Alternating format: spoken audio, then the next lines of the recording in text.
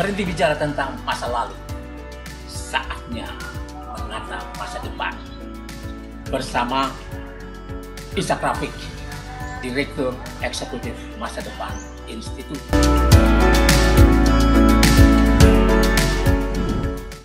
Assalamualaikum warahmatullahi wabarakatuh. Saudara-saudara sekalian, kita jumpa lagi. Anda bersama Ishak Rafiq, Direktur Eksekutif Masa Depan Institut. Panjangnya Institut Masa Depan Indonesia. Topik kita kali ini menyangkut saudara-saudara kita setanah air yang berada di ujung timur, Papua. Derita Papua adalah derita kita. Inilah judul yang saya pilih untuk kita. Kita tahu bahwa di sana ada tambang emas terbesar di dunia yang mulai dieksploitasi setelah masa Soekarno berakhir, yaitu tahun 1967. Cuma mungkin sekitar 3 minggu setelah Soeharto naik, ditandatangani kontrak penambangan untuk Freeport, dan waktu itu katanya yang ditambang adalah tembaga. Freeport McMoran dikasih konsesi selama 30 tahun yang mulai dihitung tahun 73. Dan itu dengan grace period 5 tahun akan berakhir pada tahun 1997. Tapi setelah berjalan penambangan ini, dan itu memang pasti sangat menguntungkan, dia mungkin menjadi penghasil 70% dari pemasukan Freeport McMoran di seluruh dunia. Papua menyumbang 70%. Nah, pada tahun 91 Freeport, perusahaan pertambangan multinasional Amerika Serikat ini, minta perpanjangan. Padahal belum berakhir konsesinya. Tapi mungkin dengan pertimbangan politik yang menganggap bahwa Soeharto mungkin tidak akan bertahan lama, maka dia meminta perpanjangan itu. Ya. 7 atau 8 tahun sebelum konsesi berakhir. Dan itu diberikan oleh Soeharto tanpa reserve. Padahal mestinya, ya, setelah diketahui bahwa yang ditambang bukan cuma tembaga, tapi juga ada emas di situ, ada perak dan lain sebagainya, dan berapa bagian masing-masing itu yang ditambang, maka mestinya Freeport mendapat sanksi dan boleh dicabut konsesinya. Tapi yang terjadi adalah bahwa ini sejak awal dianggap sebagai upeti buat Amerika, tambang emas terbesar dunia ini. Maka Soeharto tidak mengutak-atik lagi dan mendapat perpanjangan 30 tahun. Maka dia berakhir tahun 2021.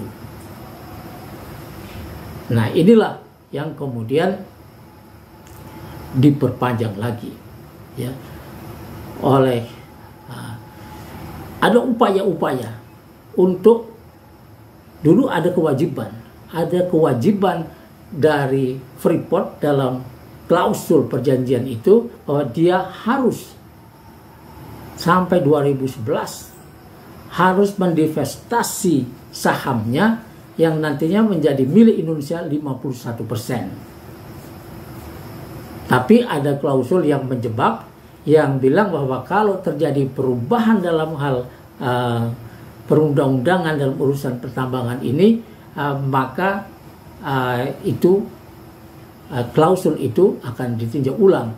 Dan ternyata tahun 94 ada perubahan itu, di mana pemerintah membebaskan asing boleh memiliki tambang dan lain-lain sampai 100%. Maka klausul divestasi itu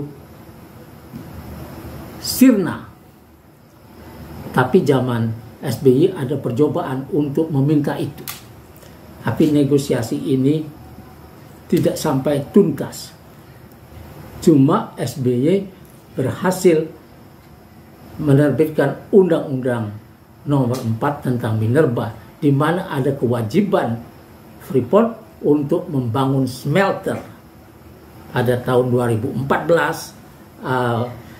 Undang-undang ini dibuat tahun 2009 dengan grace period 5 tahun. Jadi tahun 2014 Freeport tidak boleh lagi mengekspor barang mentah. Ore itu tidak boleh dikapalkan lagi secara mentah-mentah seperti itu ke Amerika, yang nanti nilai tambahnya didapat oleh rakyat Amerika, bukan rakyat Indonesia, bukan rakyat Papua. Maka pada itu sampai tahun 2014 itu, dalam grace period itu, Freeport tidak mau melakukan apa-apa, juga tetap mengekspornya. Dia menunggu pergantian pemerintahan, dan ketika pemerintahan benar-benar berganti kepada Jokowi, maka kewajiban untuk tidak mengekspor barang mentah itu masih berjalan. Dan kemudian di zaman Jokowi, di awal itu, Jokowi mengangkat Archandra Tahar sebagai Menteri SDM, yang ternyata sudah membuang kewarganegaraan Indonesianya dan menggantinya dengan kewarganegaraan Amerika. Jadi kita mengangkat seorang menteri warga negara Amerika Serikat. Dan pada saat itu Archandra Tahar membuat keputusan dalam 20 hari yang dipegangnya itu, mengizinkan ekspor barang mentah itu. Ore itu tetap diekspor habis-habisan, dan sampai semua orang khawatir. Nah, kemudian baru terjadi tawar-menawar, yang ada kasus Papa minta saham yang sampai sekarang masih misterius karena belum pernah diproses ke pengadilan, yang melibatkan Setia Novanto, Luhut Binsar Panjaitan, dan Presiden Jokowi katanya. Dan itu sampai sekarang misterius. Tapi tahun 2018, tahun 2019, masa periode pertama Jokowi itu, yang tidak ada orang tahu bisa terpilih lagi atau tidak, Jokowi memperpanjang konsesi Freeport yang sudah menjadi IUPK. Tidak lagi kontrak perdagangan biasa, tapi menjadi sesuatu yang lebih tinggi lagi.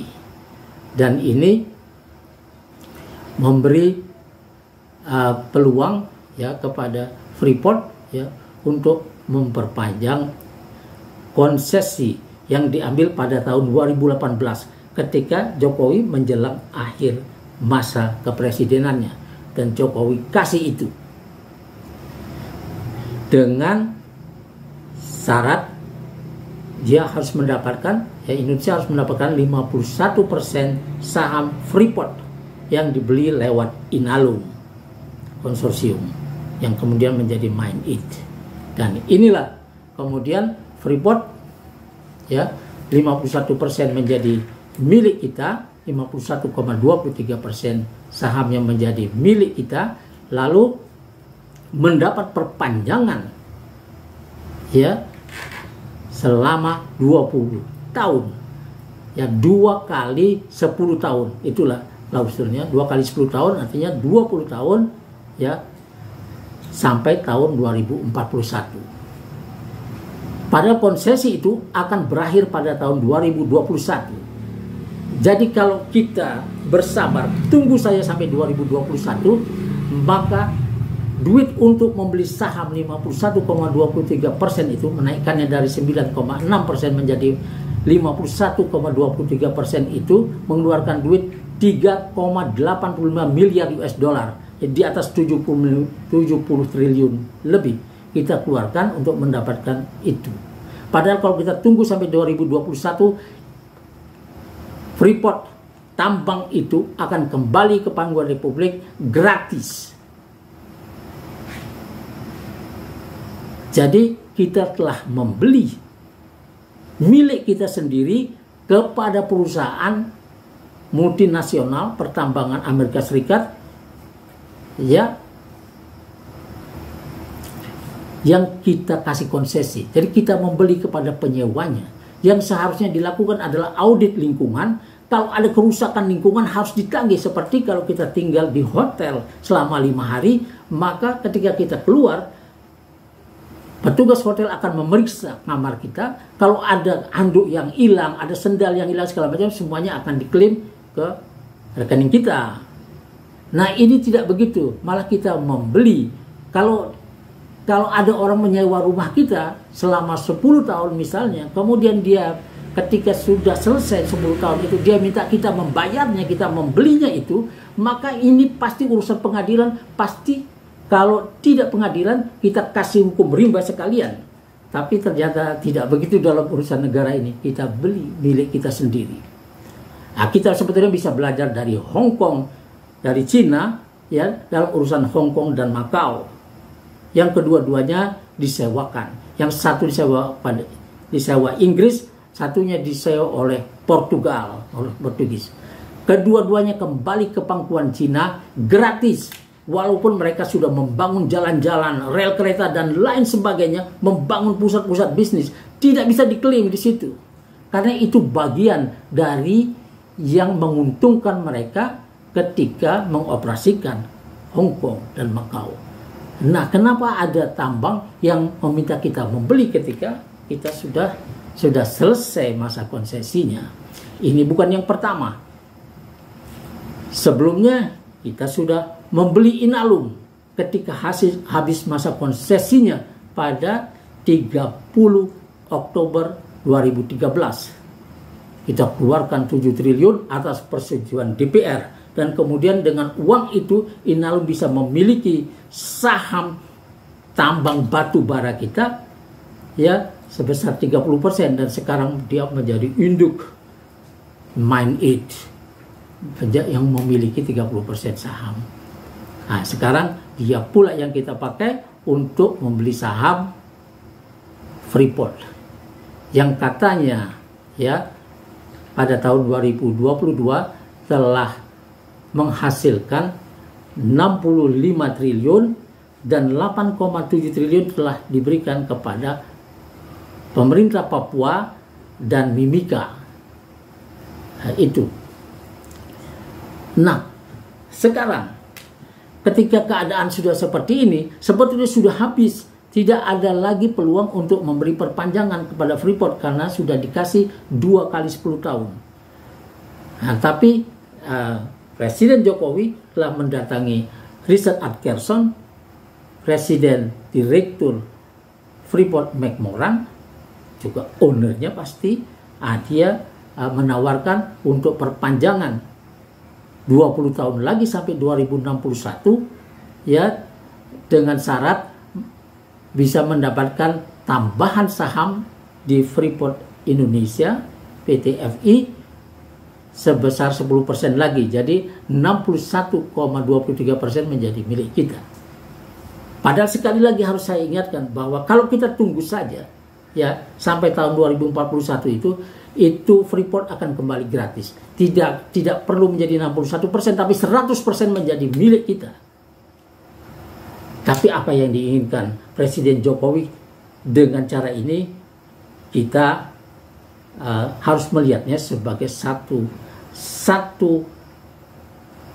taktik politik yang sangat tinggi, di mana dia menginginkan, ya, dukungan dari Amerika Serikat, ya, Barat yang diwakili oleh Amerika Serikat, dengan memberikan konsesi, perpanjangan konsesi Freeport kepada Freeport McMoran, Freeport Indonesia. Di ujung sana, Rempang lewat Tommy Winata diserahkan kepada Cina yang bisa menjadi pangkalan militer Cina untuk menguasai Selat Malaka dan negara-negara di sekitarnya. Nah, dengan demikian, pergantian nanti dari Jokowi kepada penerusnya Prabowo Gibran, atau nantinya menjadi Gibran saja, akan mulus dengan dukungan dunia luar. Sedangkan di dalam negeri semua partai nampaknya sudah lunak. Wassalamualaikum warahmatullahi wabarakatuh.